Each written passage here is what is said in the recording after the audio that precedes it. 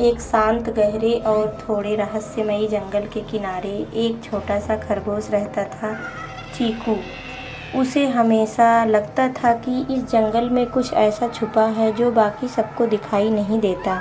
गांव के जानवर अक्सर कहते थे, रात में उस जंगल में मत जाना, वहाँ पेड़ फुसफुसाते हैं। लेकिन चीकू को डर से ज़्यादा जिज्ञासा थी।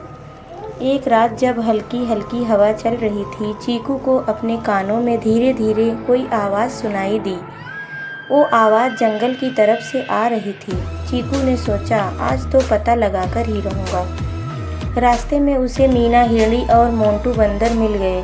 पहले तो डर गए, लेकिन फिर बोले, अगर तू जा रहा है तो हम भी साथ चलेंगे। जैसे ही वे जंगल के अंदर पहुँचे, चारों तरफ धुंध छाई थी। पेड़ हिल रहे थे लेकिन हवा नहीं चल रही थी। और अचानक मोंटू डरकर बोला, मैं तो वापस जा रहा हूँ। लेकिन तभी चीकू ने उसका हाथ पकड़ लिया। डर लग रहा है, पर कुछ तो हमें बुला रहा है। थोड़ा आगे बढ़कर उन्हें एक बहुत पुराना पेड़ दिखा। उसके तने में छुपा हुआ दरवाज़ा था, जिस पर अजीब सी चमकती निशानियाँ बनी थी। मीना धीरे धीरे बोली, ये तो कोई जादुई जगह लगती है। जैसे ही चीकू ने दरवाजे को छुआ, दरवाजे के अंदर सब कुछ अलग था। आसमान बैंगनी रंग का था, पेड़ हवा में तैर रहे थे और छोटे छोटे चमकते जीव उड़ रहे थे। तभी एक धीमी आवाज़ आई, जो सच्चे दिल से खोजता है वही यहाँ पहुँचता है। आवाज़ बोली, यह जंगल उन लोगों को बुलाता है जो डर के बावजूद आगे बढ़ते हैं। लेकिन याद रखना, हर रहस्य को समझना जरूरी नहीं होता।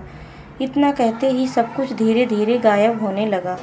चीकू ने जल्दी से कहा, रुको, तुम कौन हो? लेकिन जवाब नहीं आया और अगले ही पल तीनों फिर उसी पुराने जंगल के बाहर खड़े थे।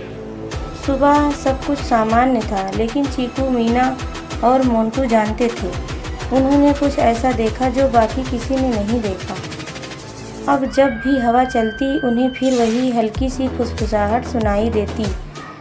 कुछ राज सिर्फ महसूस किए जाते हैं।